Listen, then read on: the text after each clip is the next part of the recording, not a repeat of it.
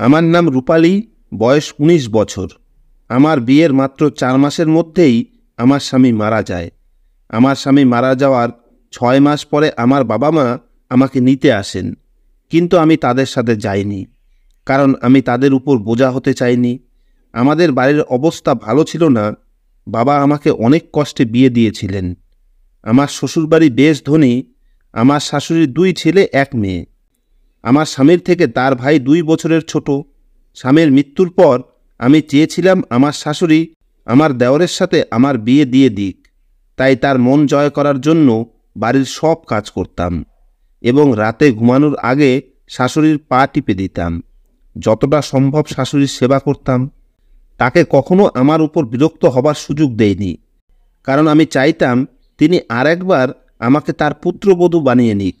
একটা ননদ ছিল যে বিবাহিত, এবং সে খুব কম এ বাড়িতে আসত, কেননা আমার শাশুড়ি তার বিয়ে খুব ধনী পরিবারে দিয়েছিলেন।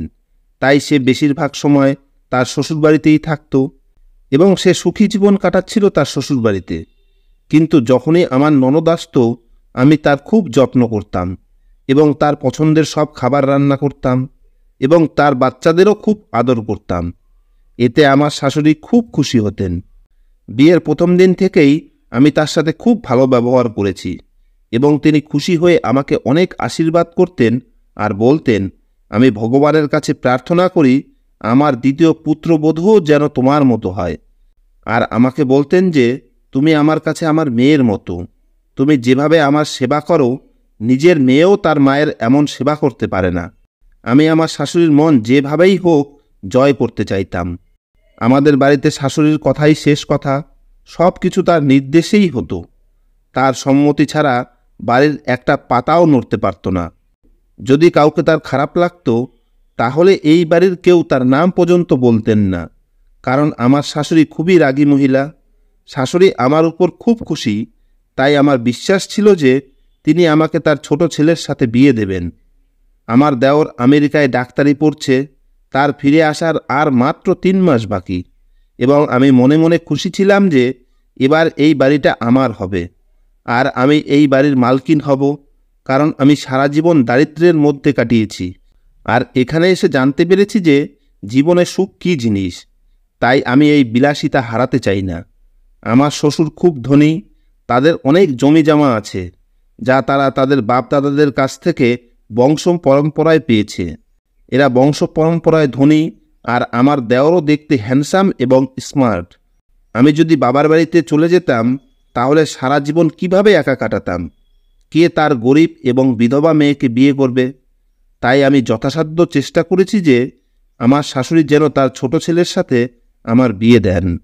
আমারও কি ভাগ্য, যখন আমার বিয়ে হয় তখন আমি খুব খুশি ছিলাম যে আমার বিয়ে একটা বড়লোক বাড়িতে হচ্ছে। এতদিন আমি অভাবের মধ্যে মানুষ হয়েছি, এখন আর অভাবের মধ্যে জীবন কাটাতে হবে না। কিন্তু ভগবান আমার এই সুখ ৩ মাসের মধ্যেই কেড়ে নিলেন। ৩ মাসের মধ্যেই আমি বিধবা হয়ে গেলাম। এখন আমি আমার দেওরের সাথে বিয়ে হয়ে এই বাড়িতেই আরামে থাকতে চাইতাম। শাশুড়ির মতো পুরো বাড়ির কর্তৃত্ব নিজের হাতে চাইতাম। আমি জানতাম এটা একমাত্র সম্ভব আমার দেওর আমাকে বিয়ে করলে, কারণ আমার শাশুড়ি এই ছেলের খুব বাধ্য ছিলেন। তিনি প্রতিটা বিষয়ে তার ছোট ছেলের সাথে পরামর্শ করতেন। আমার স্বামী ছোটবেলা থেকেই অসুস্থ ছিল। ছোটবেলার এই দুর্বলতা তার শরীরে যৌবন পর্যন্ত থেকে যায়। সে দেখতে রোগা পাতলা এবং কালো।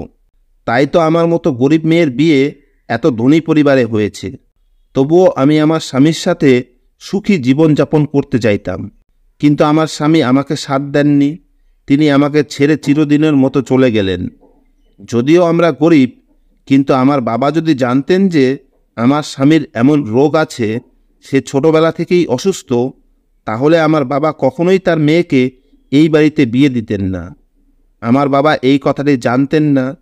তাই আমার শাশুড়ি যখন আমার বাবাকে আমার সম্বন্ধের কথা বলেছিলেন, তখন আমার বাবা রাজি হয়ে যান। আর এইভাবে আমি এই বাড়িতে আসি। কেবলমাত্র ৩ মাস সুখে ছিলাম। তারপরে হঠাৎ আমার স্বামীর শরীর খারাপ হলো। আমার শাশুড়ি আমার স্বামীর চিকিৎসার জন্য টাকা জলের মতো ঢেলেছেন। এমনকি চিকিৎসার জন্য তাকে অন্য দেশে পাঠাতে চেয়েছিলেন, কিন্তু তার কাছে সময় খুব বেশি ছিল না। কিছুদিনের মধ্যেই তিনি মারা যান।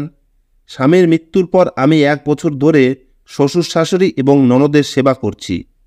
কিন্তু সেদিন আমার খুব খারাপ লাগলো যেদিন আমার শাশুড়ি বললেন যে আমি আমার ছোট ছেলের জন্য মেয়ে খুঁজছি, যাতে তাকে বিয়ে দিতে পারি। মনে মনে ভাবলাম, যদি তাদের সামনে দিনরাত দাসীর মতো কাজ করি, যদি তাদের সেবা যত্ন ঠিকমতো করতে থাকি, তাহলে হয়তো আমার শাশুড়ি খুশি হয়ে আমাকে তার ছোট ছেলের বউ বানাবেন। কিন্তু আমি ভাবতেই পারিনি যে আমার সমস্ত পরিশ্রম এবং আশা বৃথা যাবে। একদিন আমি এবং শাশুড়ি খুব নামকরা এক তান্ত্রিক বাবার কাছে গিয়েছিলাম।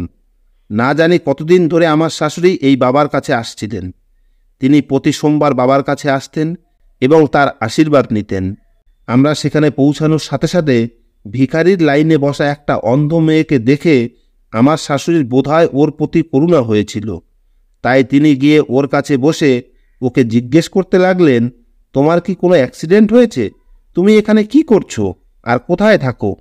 আমার শাশুড়ি এমনভাবে কথা বললেন যেন তাকে অনেক দিন ধরেই চেনেন। আমি অবাক হয়ে গেলাম যে কেন আমার শাশুড়ি একটা ভিখারির কাছে গিয়ে বসলেন এবং কিভাবে তাকে চেনেন। আমার শাশুড়ি তার কাছে ক্ষমা চাইছিলেন আর বলছিলেন, মা, আমাকে ক্ষমা করে দাও, আমার সাথে আমার বাড়িতে চলো। অন্ধ মেয়েটাকে খুব রাগী দেখাচ্ছিল। সে আমার শাশুড়িকে বলতে লাগলো, আমি কখনোই আপনার সাথে যাব না। আমার যা হয়েছে তা আপনার জন্যই হয়েছে, সেই জন্য আমি আপনাকে কখনোই ক্ষমা করতে পারবো না। আমার শাশুড়ি কাঁদতে কাঁদতে তার কাছে ক্ষমা চাইছিলেন এবং তাকে বলছিলেন যে তুমি যেমনটি চাইতে এখন ঠিক তেমনটি হবে। তোমার মনের যা কিছু ইচ্ছা তা পূরণ হবে, তুমি শুধু আমার সাথে চলো। আমার শাশুড়ি অন্ধ ভিখারিকে বাড়িতে নিয়ে এসেছেন। আমি যখন শাশুড়িকে জিজ্ঞেস করলাম, মা, কেন একে বাড়িতে নিয়ে এসেছেন আর এই মেয়েটি কে, তখন আমার শাশুড়ি আমাকে শুধু বললেন যে আমি ওকে আমার ছোট ছেলের সাথে বিয়ে দেব। শাশুড়ির কথা শুনে আমার পায়ের তলা থেকে মাটি সরে গেল, কারণ আমি যত স্বপ্ন দেখেছি সব ভেঙে চুরমার হয়ে যেতে দেখতে পাচ্ছি। শাশুড়ির কথায় খুব অবাক হলাম যে তিনি কিভাবে একটা অন্ধ ভিখারির বিয়ে তার ডাক্তার ছেলের সাথে দিতে পারেন। আমার মনে হচ্ছিল যে আমার দেওর একে দেখার সাথে সাথে না করে দেবে, কারণ সে আমেরিকায় পড়াশোনা করেছে আর তার চয়েসও খুব হাইফাই হবে। সে কিভাবে একটা অন্ধ ভিখারিকে বিয়ে করবে? আমি তো শাশুড়ির ভাবনা চিন্তা দেখে অবাক হলাম। কয়েকদিনের মধ্যেই দেওর ফিরে এলো আর শাশুড়ি বিয়ের প্রস্তুতি নিতে শুরু করলেন। সেই অন্ধ মেয়েটি এখন এ বাড়িতেই থাকে। শাশুড়ি তাকে থাকতে আলাদা ঘর দিয়েছেন। সে আমাদের সাথে খুব কমই কথা বলে, বেশিরভাগ সময় ঘরেই থাকত। শাশুড়ি তার ঘরে খাবার দিয়ে আসতেন। শাশুড়ি দেওরকে বিয়ের কথা জানালে দেওর আনন্দের সাথে বিয়েতে রাজি হয়ে গেল। আমি অবাক হয়ে গেলাম যে রোহিত কিভাবে বিয়ের জন্য রাজি হতে পারে। ও কিভাবে একটা অন্ধ ভিখারিকে পছন্দ করল। তারপরে আবার ভাবলাম, আমার শাশুড়ি হয়তো রোহিতকে বলেনি যে সে তার জন্য যে মেয়ে ঠিক করেছে সে অন্ধ। আমি চেষ্টা করছিলাম কোনোভাবে দেওরকে এই কথাটা জানাতে। একদিন সুযোগ পেয়ে রোহিতকে উস্কে দেওয়ার চেষ্টা করলাম, রোহিত, তোমার মা তোমাকে একটা অন্ধ ভিখারির সাথে বিয়ে দিতে চায়। আমার কথা শুনে রোহিত আমার দিকে অবাক চোখে তাকিয়ে বলল, বৌদি, চিন্তা করো না, মায়ের উপর আমার পূর্ণ বিশ্বাস আছে, তিনি আমার সাথে খারাপ কিছু করবেন না। আমি মাথা নিচু করে চুপ হয়ে গেলাম। বিয়ের সময় দেওর মেয়েটিকে দেখে এমন খুশি হলো যেন সে এত খুশি আগে কখনো পায়নি। তার খুশি দেখে অবাক হয়ে গেলাম যে দেওর এত খুশি কেন। একটা অন্ধ মেয়ে তার বউ হতে যাচ্ছে, তারপরেও সে এত খুশি। আমার অবাক হওয়ার পালা কিছুতেই কমছিল না। আমি কিছু বুঝতেই পারছি না কি হচ্ছে। দেওরের বিয়ে সেই অন্ধ মেয়ের সাথে হয়ে গেল আর আমার চোখের সামনে দিয়ে সে তার স্ত্রীর হাত ধরে ঘরে চলে গেল। এখন পর্যন্ত আমার দেখা সব স্বপ্ন ভেঙে চুরমার হয়ে গেল। শাশুড়ি আমাকে নির্দেশ দিয়েছিলেন যে এখন থেকে তোমার দেওর আর জায়ের সমস্ত দায়িত্ব তোমাকেই নিতে হবে, কারণ তোমার যা অন্ধ, তাই তার খাওয়া দাওয়া থেকে তার সব দায়িত্ব তোমার উপরে দিলাম। আমার এই কথাটা একদমই পছন্দ হয়নি যে প্রথমে তো শাশুড়ির সেবা করতাম, এখন শাশুড়ি আবার জায়ের কাজের দায়িত্ব আমার কাঁধে তুলে দিয়েছেন। আমি সাহস করে শাশুড়ির সাথে কথা বলার সিদ্ধান্ত নিলাম এবং তার রুমে গেলাম। আমি তাকে জিজ্ঞেস করলাম তিনি আমাকে নিয়ে কি ভাবছেন আর কতদিন আমাকে এভাবে তাদের বাড়ির কাজের মেয়ে বানিয়ে রাখবেন। প্রথমে তো শুধু আপনি ছিলেন, এখন তো আপনি একটা অন্ধ মেয়েকে আমার উপর চাপিয়ে দিয়েছেন। আপনি আমার স্বামীর মা, তাই আমি মনে প্রাণে আপনার সেবা করতাম, কিন্তু আমি সেই অন্ধ ভিখারির চাকরানি হতে পারবো না। শাশুড়ি আমাকে বললেন, এখানে এসে আমার কাছে বসো, আমি তোমাকে বলছি মেয়েটি কে। এখন আমার শাশুড়িকে মোটেও পছন্দ হচ্ছিল না। আমার মন চাইছে না তার কাছে যাই। মনে হচ্ছিল এই মুহূর্তে এই বাড়ি ছেড়ে কোথাও চলে যাই, কারণ আমার সমস্ত উদ্দেশ্য ব্যর্থ হয়েছে। এখন আর তাদের কথা শুনে আমার কী লাভ। কিন্তু বাধ্য হয়ে তার কাছে গিয়ে বসলাম। শাশুড়ি বলতে শুরু করলেন, সেই সময় রোহিত আমেরিকা যায়নি, আর এই মেয়েটির নাম জ্যোতি আমাদের এলাকায় থাকত। রোহিত এবং জ্যোতি একে অপরকে ভালোবাসত। রোহিত আমাকে অনেকবার বলেছিল তার সম্বন্ধ নিয়ে জ্যোতিদের বাড়িতে যেতে, কিন্তু ওরা আমাদের চেয়ে গরিব, আর আমি রোহিতের বিয়ে খুব ধনী পরিবারে দিতে চাইতাম। রোহিত আমাকে অনেকবার বলেছে যে ভালোবাসার কাছে টাকার কোনো মূল্য নেই, কিন্তু আমি বুঝতে পারিনি। আমি মেয়েটির বাড়িতে গিয়ে তাদের বলেছিলাম, তোমার মেয়েকে বলো আমার ছেলের থেকে দূরে থাকতে। আমি জানি তোমাদের নজর আমার ধন সম্পদের দিকে, সেই জন্যই তোমরা তোমাদের মেয়েকে দিয়ে আমার ছেলেকে ফাঁদে ফেলেছ। কিন্তু তোমরা যা চাও তা মোটেই হবে না। আমি কিছুতেই এটা হতে দেব না। জ্যোতির মা কাঁদতে কাঁদতে আমাকে বলছিল যে আমরা আমাদের মেয়েকে এরকম কিছুই বলিনি। আমরা গরিব, কিন্তু আমাদেরও মান সম্মান আছে। আপনি এখানে এসে এরকম নাটক করলে আমাদের মান সম্মান ধুলোয় মিশে যাবে। ভগবানের দোহাই, দয়া করে এখান থেকে চলে যান। সেই মহিলা আমাকে বলছিলেন, আজকের পর আমি আমার মেয়েকে আপনার ছেলের সাথে মেলামেশা করতে দেব না। আপনি নিশ্চিন্ত হয়ে বাড়ি যান। আমি যখন তাদের বাড়িতে গিয়ে তাদের কথা শোনাচ্ছিলাম, তখন বাইরে অনেক লোক জড়ো হয়ে আশেপাশের সবাই এই তামাশার কথা জানতে পেরে যায়। গরিব মেয়েটির মা লজ্জায় কাঁদছিলেন। আমি বাড়ি ফিরে আসার পর রোহিত আমার সাথে মোটেও কথা বলছিল না। আমি তাকে খাবার খেতে ডাকলাম, কিন্তু সে খাবার খেতে চাইল না। রোহিতের এই অবস্থা আমি সহ্য করতে পারছিলাম না, কারণ আগে কখনো এমন হয়নি যে রোহিত আমার সাথে কথা বলেনি এবং আমার কোনো প্রশ্নের উত্তর দেয়নি। রোহিত খুব বাধ্য ছেলে ছিল। আমার একবার ডাকাতেই ছুটে আসতো। আর এখন এসব হচ্ছে কারণ মেয়েটি তাকে ফোন করে সব বলে দিয়েছে যে আমি তাদের বাড়িতে গিয়ে পুরো পাড়ার সামনে তার বাবা মাকে অপমান করেছি। পরের দিন সকালে রোহিত যখন বাইরে যাচ্ছিল, আমি জিজ্ঞেস করলাম, কোথায় যাচ্ছ? সে আমাকে বলল যে জ্যোতির সাথে দেখা করতে। আমি তাকে অনেক নিষেধ করলাম। তাকে বললাম যে আমি তাকে কখনোই ওই গরিব বাড়ির মেয়ের সাথে বিয়ে দেব না। ওদের নজর শুধু আমাদের ধন সম্পদের দিকে, যা তুমি দেখতে পাচ্ছ না। আমার এসব কথা শুনে রোহিত বাইরে চলে গেল। সে আমার কথার কোনো উত্তর দিল না। কিছুক্ষণ পর যখন সে ফিরে এলো, তখন সে জোরে জোরে কাঁদছিল, আর রুমে গিয়ে সেখানে রাখা সব কিছু ভেঙে তছনছ করে দিল। মনে হচ্ছিল যেন ওর মাথায় পাগলামির ভূত চেপেছে। আমি ওর রুমের দরজায় ধাক্কা দিলাম, কিন্তু ও কোনো উত্তর না দিয়ে রুমের ভিতরেই থাকলো। সারাদিন খাবার খেলো না। আমি রোহিতের এই অবস্থা মোটেও সহ্য করতে পারছিলাম না, কারণ আমি তার মা। আমি তাকে নিজের জীবনের চেয়েও বেশি ভালোবাসতাম। বড় ছেলে আগে থেকেই অসুস্থ, কিন্তু আমি আমার এই ছেলেকেও হারাতে চাইনি। আমি মেয়েটিকে ফ্যামিলি সহ শহর থেকে বের করে দিতে চাই, কারণ আমার মনে হচ্ছিল যে তারা যদি এখান থেকে চলে যায়, তবে রোহিতের সাথে মেয়েটির যোগাযোগ থাকবে না। এরপরে ধীরে ধীরে তাকে ভুলে যাবে এবং সব কিছু ঠিক হয়ে যাবে। সেদিন রোহিত রুম থেকে বের হয়নি। আমি আবার মেয়েটির বাড়িতে যাই এবং মেয়েটির বাবা মাকে বলি যে আপনারা এই শহর ছেড়ে দূরে কোথাও চলে যান। বিনিময়ে আপনারা যত টাকা চাইবেন আমি দেব। শুধু আপনার মেয়েকে বলুন আমার ছেলের জীবন থেকে সরে যেতে। তখনই জ্যোতি ঘর থেকে বের হয়ে এসে আমাকে বলতে লাগলো, আপনি নিশ্চিন্ত থাকুন, আমি কখনোই আপনার ছেলের সাথে দেখা করব না। রোহিত কালও আমার সাথে দেখা করতে এসেছিল, কিন্তু আমি তাকে বাড়ি ফেরত পাঠিয়ে তার সাথে সম্পর্ক চিরতরে শেষ করে দিয়েছি। জ্যোতি আমাকে বলল, আমরা আপনাদের টাকা চাই না। আমরা আগেই ভেবে নিয়েছি যে আমরা এই শহর ছেড়ে আজ রাতেই চলে যাব। আপনার ছেলেকে আমাদের পিছন না নিতে এবং আমাদের শান্তিতে থাকতে দিতে বলবেন। আপনার ছেলেই আমার পিছনে পড়েছিল। সে আমাকে সবসময় বলতো যে আমি বিয়ে করলে শুধু তোমাকেই করব, কিন্তু আমি তাকে বলেছিলাম যে আমি তোমাকে কখনোই বিয়ে করব না, কারণ আমি জানতাম যে এমন কিছু হবে। কারণ আপনাদের চোখে টাকা আর টাকার জোরে ক্ষমতা এবং খ্যাতিই আপনাদের প্রিয়। আপনার ছেলে কিসে সুখী হবে তাতে আপনার কিছুই যায় আসে না। আমি যতই রোহিতের থেকে দূরে থাকতাম, রোহিত ততই আমার কাছে আসার চেষ্টা করত। আর এরপরে আমিও একই ভুল করলাম যে আমিও ধীরে ধীরে তার প্রেমে পড়তে শুরু করলাম। রোহিত আমাকে বলতো যে, তুমি চিন্তা করো না, মা আমাকে খুব ভালোবাসেন এবং অবশ্যই আমার সুখের জন্য মেনে নেবেন। আমি দুঃখিত যে রোহিতের ধারণা এত বড় ভুল যে তার মা তার সুখের জন্য সব কিছু মেনে নেবেন। আমি জ্যোতিকে বললাম, আমাকে কিছু বোঝানোর দরকার নেই, যত তাড়াতাড়ি সম্ভব এই শহর ছেড়ে বেরিয়ে পড়ো। এই বলে বাড়িতে ফিরে দেখি সন্দীপের অবস্থা খারাপ।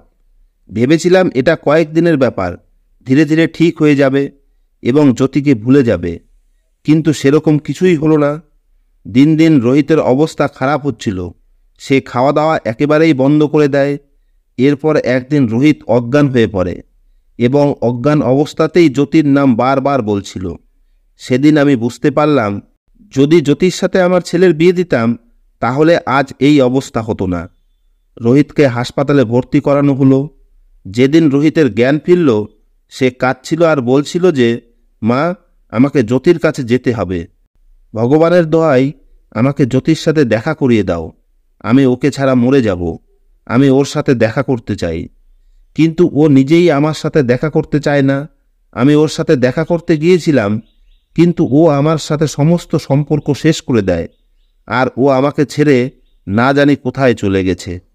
এখন রোহিত জানতো না যে আমিই তাকে শহর থেকে চলে যেতে বলেছি। রোহিত সেই দিনের কথা বলছিল যেদিন সে জ্যোতির সাথে দেখা করতে গিয়েছিল, আর সেদিনই জ্যোতি শহর ছেড়ে চলে গিয়েছিল। আমি রোহিতকে বুঝিয়ে বললাম, বাবা, সব ঠিক হয়ে যাবে, তুই তাড়াতাড়ি সুস্থ হ, তারপরে আমি নিজে মেয়ের বাড়িতে তোর সম্বন্ধ নিয়ে যাব। আমি তোকে কথা দিচ্ছি, জ্যোতির বিয়ে তোর সাথেই দেব। ও নিশ্চয়ই কোথাও ওর আত্মীয় বাড়িতে বেড়াতে গেছে, কয়েকদিনের মধ্যেই ফিরে আসবে, চিন্তা করিস না। মাথা নিচু করে রোহিতকে এসব কথা বললাম। এই কথা শুনে রোহিত খুশি হয়ে গেল। এরপরে কিছুদিনের মধ্যেই সে সুস্থ হয়ে ওঠে। বাড়িতে ফিরে রোহিত আবার জ্যোতির সাথে দেখা করতে যায়, কিন্তু হতাশ হয়ে বাড়ি ফিরে আসে। রোহিত আমাকে বলল, মা, এখন তো তুমিও রাজি।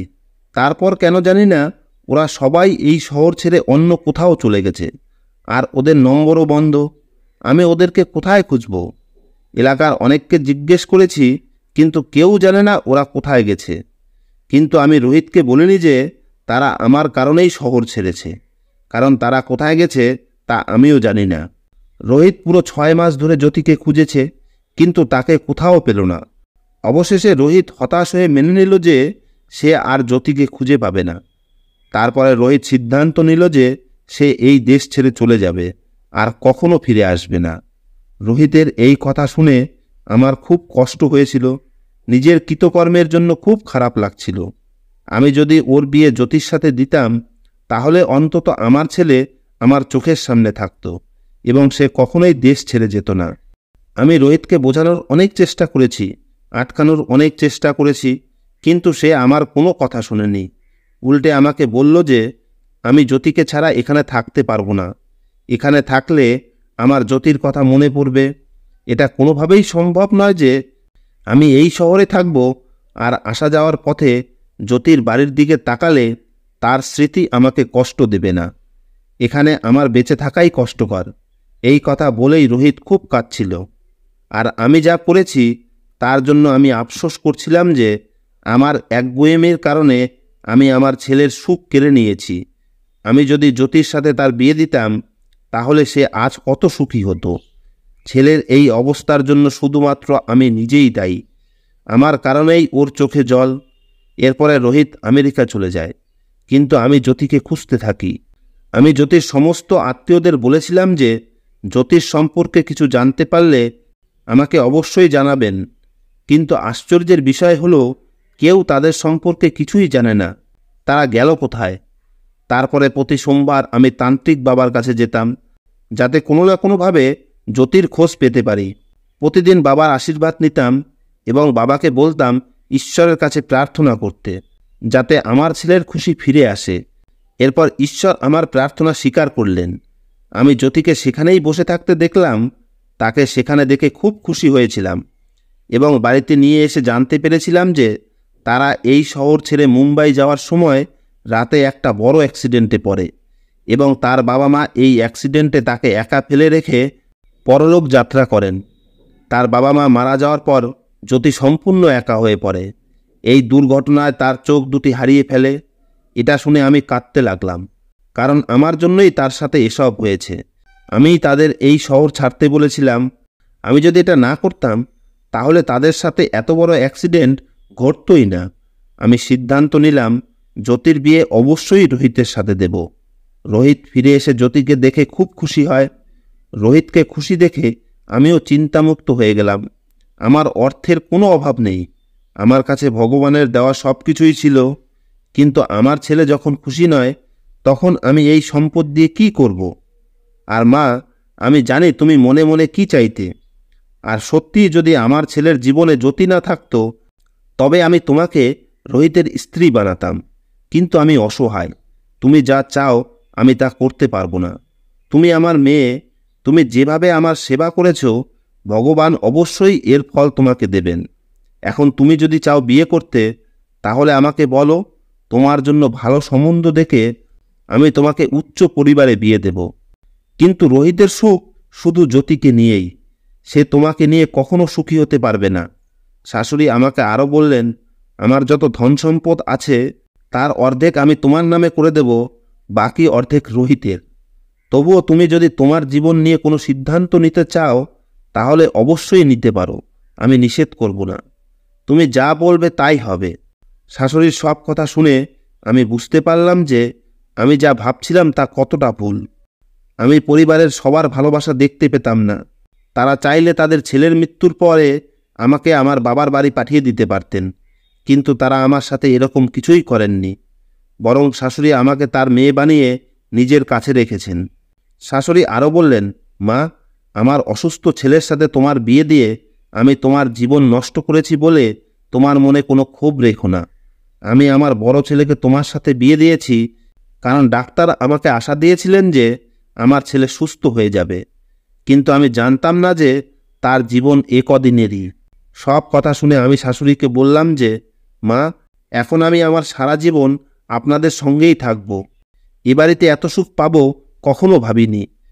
আপনি আমাকে যা দিয়েছেন তা আমার জন্য অনেক, আমি এর বেশি চাই না। আমার শাশুড়ি আমাকে জড়িয়ে ধরে বললেন যে, তুমি আমার মেয়ে, তুমি সব সময় আমার মেয়েই থাকবে। শাশুড়ির এই কথা শুনে আমি খুব খুশি হলাম এবং শাশুড়িকে বললাম, মা, আমি রোহিত ও তার বউকে তাদের ঘরে খাবার দিতে যাচ্ছি। শাশুড়িকে আরও বললাম, এখন আপনি ওদের দুজনকে নিয়ে একটুও চিন্তা করবেন না। আমি আমার জায়ের যত্ন নেব। তার চোখ নেই তো কি হয়েছে, সে আমার বোনের মতো। আমি তাকে কখনোই বুঝতে দেব না যে সে দেখতে পায় না। শাশুড়ি আমার মাথায় হাত রেখে আশীর্বাদ করে বললেন, মা, আমি তোমার কাছ থেকে এটাই আশা করেছিলাম। আমি যখন খাবার নিয়ে রোহিতের রুমে গেলাম তখন রোহিতের রুমে আরও 3 জন ডাক্তার বসেছিলেন এবং রোহিত তাদের সাথে জ্যোতিষ সম্পর্কে কথা বলছিল যে এই সেই মেয়ে যার কথা আমি তোমাদের সব সময় বলতাম। এর নাম জ্যোতি, যাকে আমি খুব ভালোবাসি। আজ ভগবানের কৃপায় আমি জ্যোতিকে পেয়েছি। ওকে পেয়ে আমি খুব খুশি। আমি তো আমার ভাগ্যকে বিশ্বাস করতে পারছিলাম না যে আমি আমার ভালোবাসা পেয়েছি। রোহিতের ডাক্তার বন্ধুরা জ্যোতির অনেক প্রশংসা করছিল এবং জ্যোতি প্রশংসারই যোগ্য, কারণ সে খুব সুন্দরী। রোহিতের ডাক্তার বন্ধুরা জ্যোতিকে নিয়ে আমেরিকায় আসতে বলল। সেখানে অপারেশন করলে জ্যোতির চোখের জ্যোতি আবার ফিরে আসবে, ওর দৃষ্টিশক্তি আবার ফিরে আসবে শুনে আমি খুব খুশি। এরপরে আমরা 2 জা মিলে আনন্দের সাথেই এই বাড়িতে থাকব। ধন্যবাদ বন্ধুরা।